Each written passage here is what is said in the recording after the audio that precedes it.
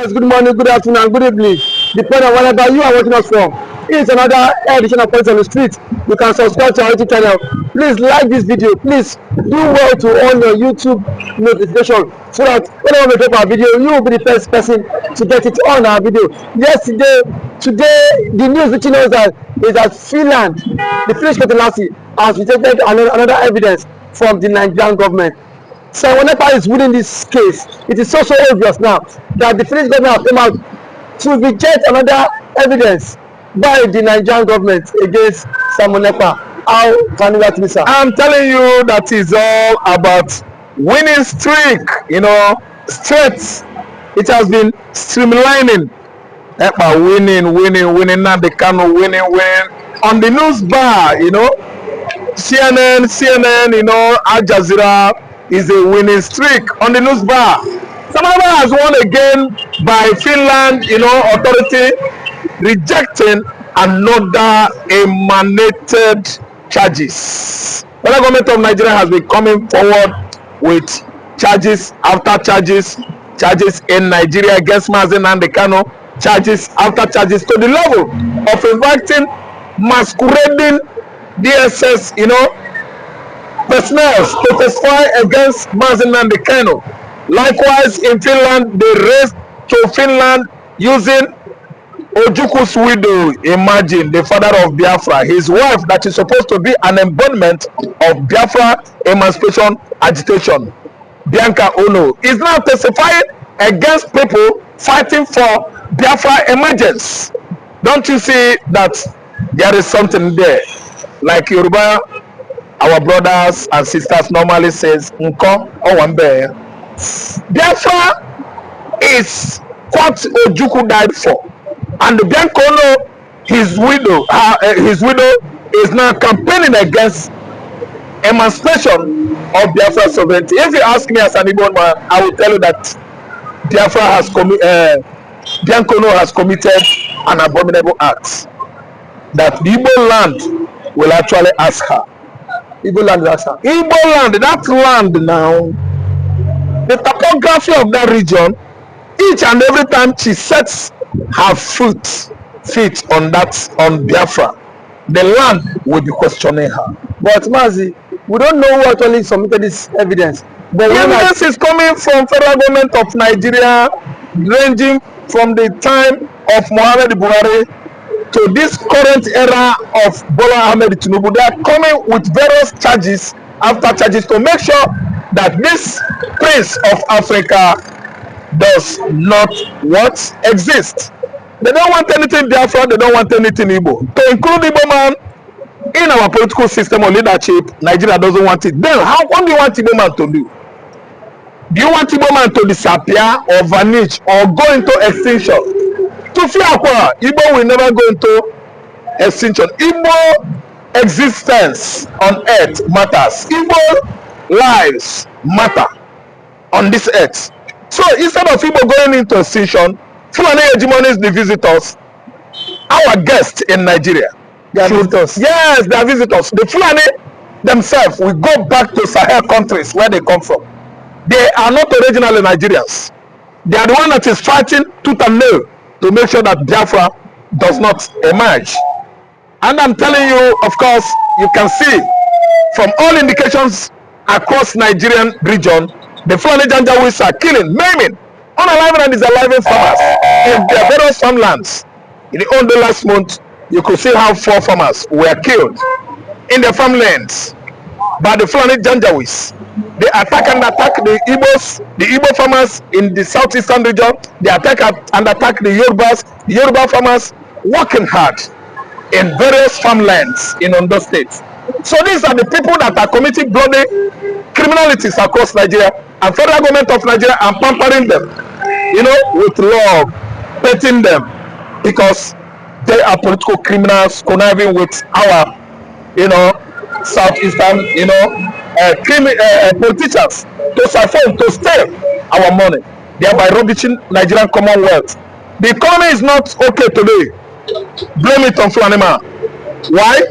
Most presidents, head of state in Nigeria, they are all from Fulani construction. But Mazi, now Simon Ekpa is doing everything possible to return. Now, do you think the Nigerian state is happy about his return? Because some days we saw what transpired, that Simon Ekpa walked majestically in court, he was smiling, it was a sign of victory to him now.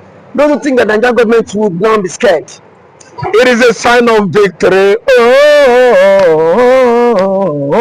That was why the guy was clad in his own blazer suit. Very smart looking, man.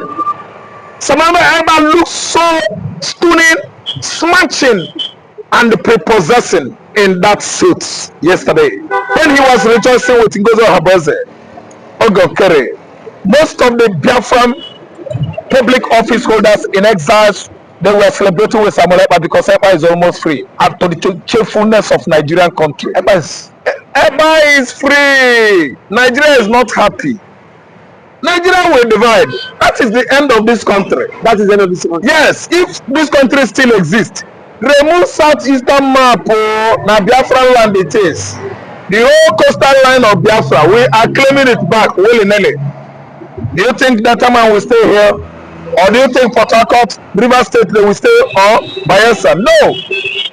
The Idomas, the entire Kogis from the section of Egala, they are coming with us. I'm telling you, we are sitting away from Nigeria, a country that is suffering from disunity for over 58 years now. A country that could not manage the God's given natural endowments in quantum is living in disunity, disintegration, division, and ethnic adversities for many years. The only solution for everybody to live quietly in this kind of contraption is for each and every region to go their separate ways. But why are they not against Simon Ekpa? Simon Ekpa is the one that actually keeps or is keeping Biafra spirit aglow.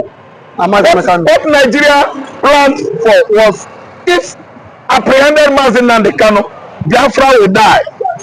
But they actually apprehended nnamdikanu, and Simon Ekpa started keeping the spirit of Biafra's soul aglow, alive. That's why they have this much hatred, abhorrence against Simon Ekpa, whom they have been bargaining over his life for how many months now, with Finland to extradite him into this country, so that they will barbecue him, cut his meat into pieces, and cheer among themselves at the National House of Assembly, chaired by Akpabio. They will eat him raw. But today, Ekpa is winning. He has come out victorious and attracting more international recognition. But Mazi, sir, sorry to cut you now. On that, in just 2 minutes now, Nigeria table the first evidence. Simon Ekpa won them. Second one, they won them. The third one now is being rejected. Don't you think it is high time the Nigerian state throw up the towel and give up? Why? No, they cannot. The greediest country in the world. The greediest. Okay. The most corrupt.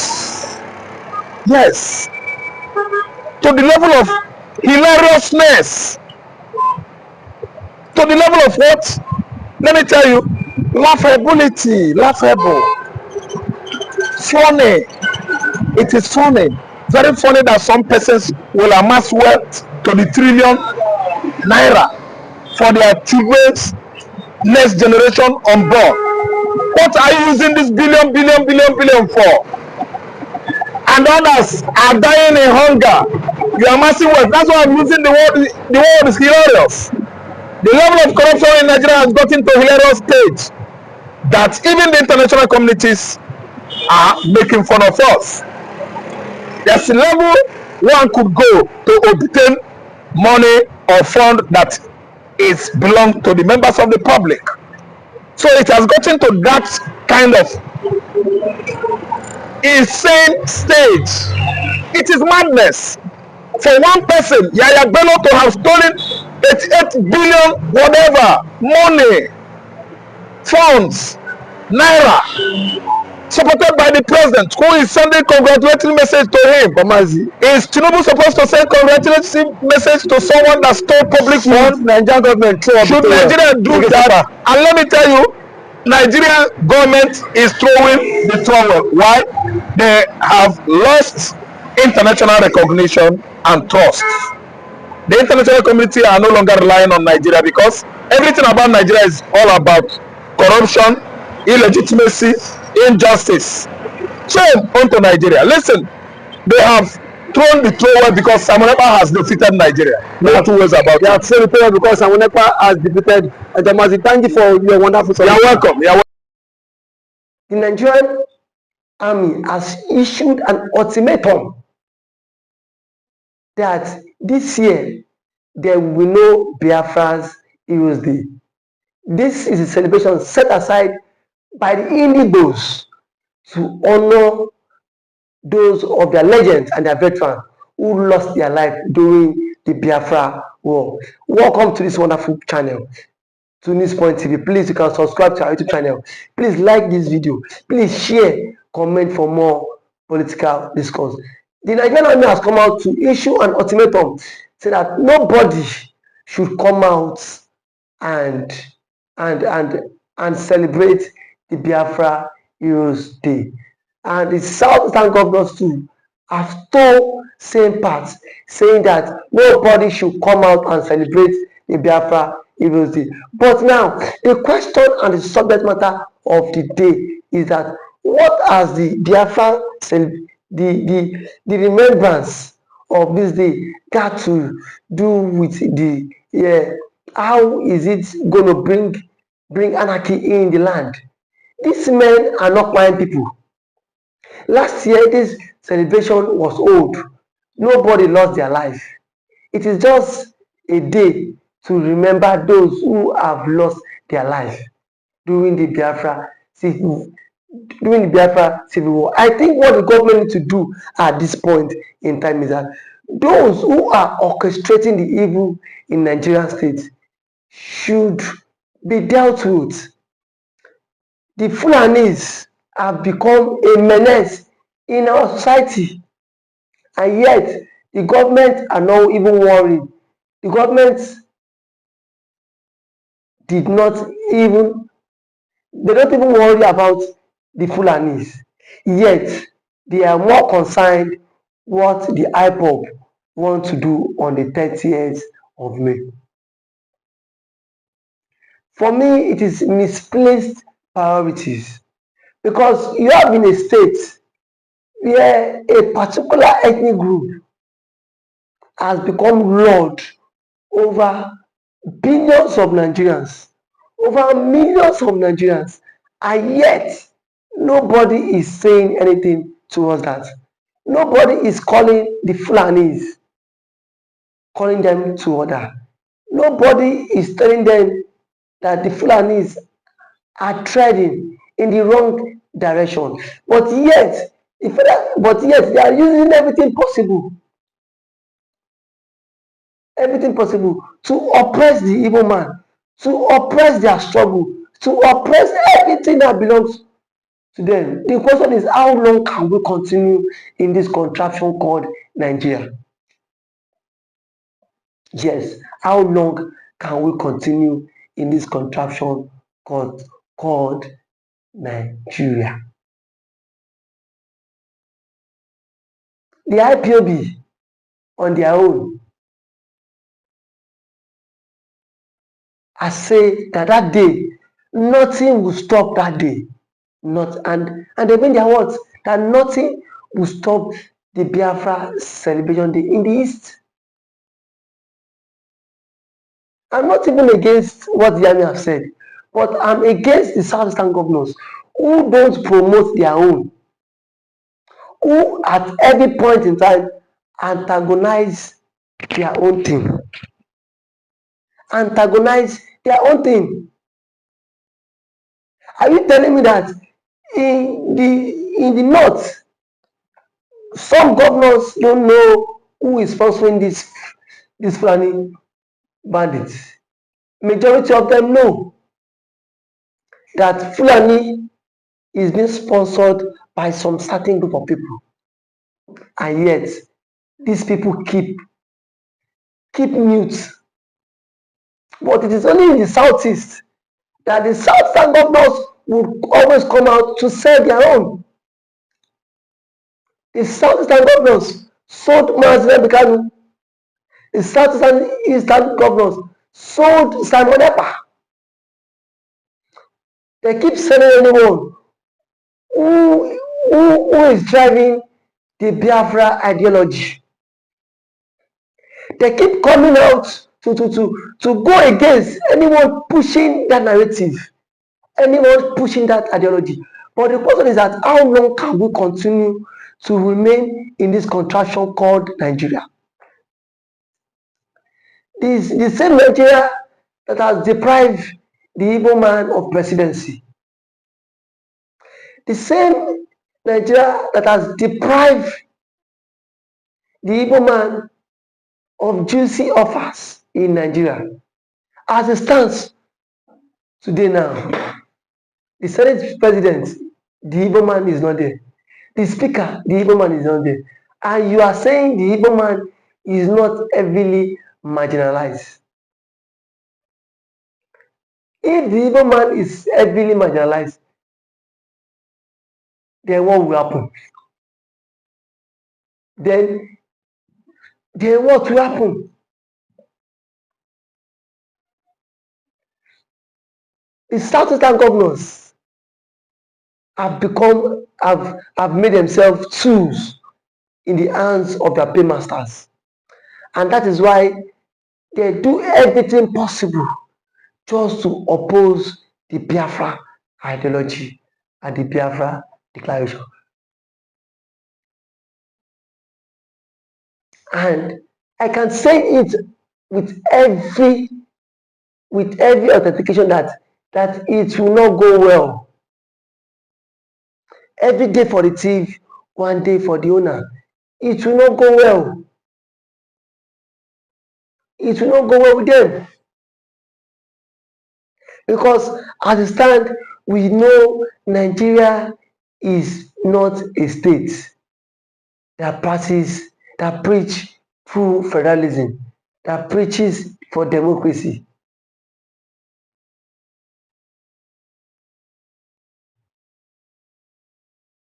Now, the armies have vowed to take over the Southeast on the 30th of this month. And yet, no governor has come up to tell the people that allow these people, let them do their thing. Let them do their thing. If the governors in the Southeast can shorten his people, I am certain, I am sure, I am very sure that the army would not threaten those who want to come out to celebrate on the 30th, to celebrate the Biafra Heroes Day, just because the governors themselves are also part of the problem. The governors themselves are in support of the Nigerian government. They are also in support of the Nigerian state. Knowing fully well that after you serve the Nigerian government, you will come back to your homeland. You come back to your homeland. And if you come back to your homeland, how will the people rate you? How will the people rate you? How will the people see you? Is this individual truly a good leader?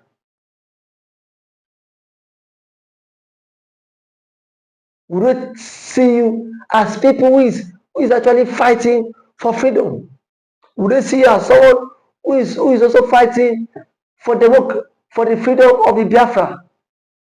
Will they see you as the enemy of the struggle? No matter how things goes, I can beat my chest that the IPOB might not back down. They will not back down because that day has been set aside to honor those who were killed, those who lost their life. in doing the Biafra struggle.